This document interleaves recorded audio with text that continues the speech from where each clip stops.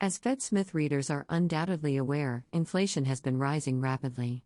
This pushed the 2022 COLA to the highest level it has been in 40 years, 5.9%.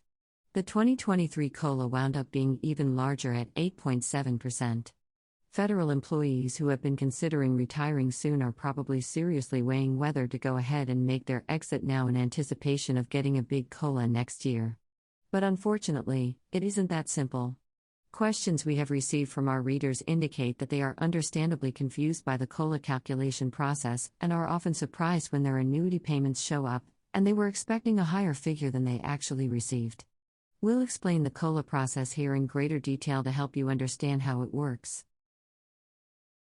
First, it is important to understand how the COLA is calculated. Federal employees under FERS will get a varying annual increase in their annuity payments depending on the amount of the final COLA in a given year. In years when the COLA is 2% or less, FERS retirees will get the full COLA. If the COLA is greater than 2% and less than or equal to 3%, they get a 2% COLA. If the COLA is greater than 3%, they will get the COLA amount less 1%. In 2023, for example, the COLA was 8.7%. So FERS retirees ended up with a 7.7% COLA.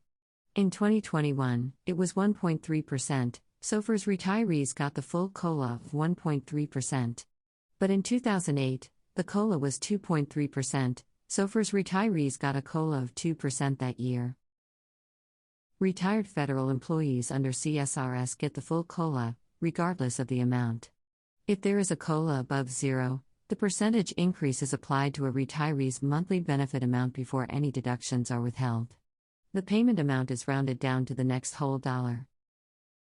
The COLA is determined by an automatic formula based on the Consumer Price Index and is announced in October every year.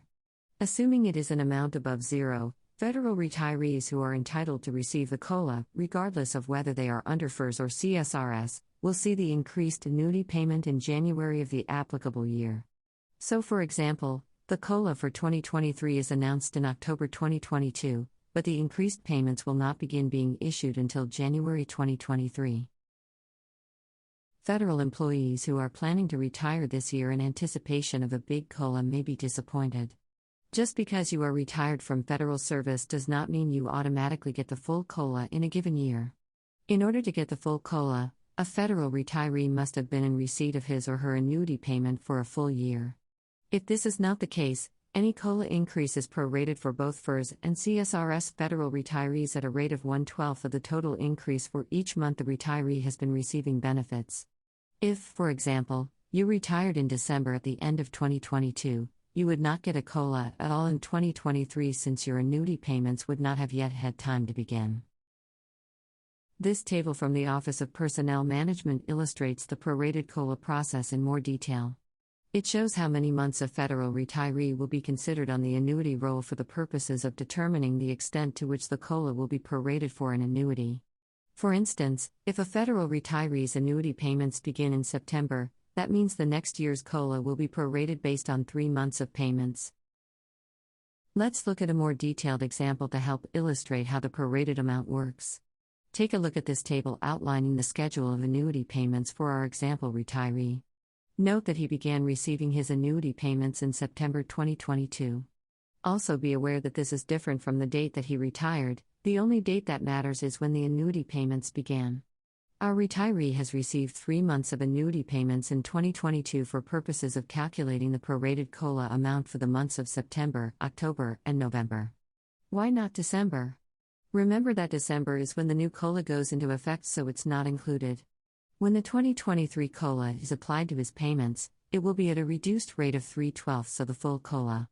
But in 2024, the retiree will get the full COLA because at that point, he will have been receiving an annuity payment for at least 1 year. Let's apply some hypothetical numbers to our example retiree's situation. Remember that he began receiving his annuity payments in September 2022, which left him with 3 months of payments for the year. Since the 2023 COLA was 8.7%, that is a 7.7% COLA for FERS retirees. He will get a prorated COLA increase of 1.9% in 2023. This is based on the FERS COLA rate of 7.7% divided by 12 multiplied by the number of months on the annuity roll, 3 in this person's case. If the retiree's monthly annuity payments in 2022 were $3,000, he would get a 2023 annuity payment increase to $3,057.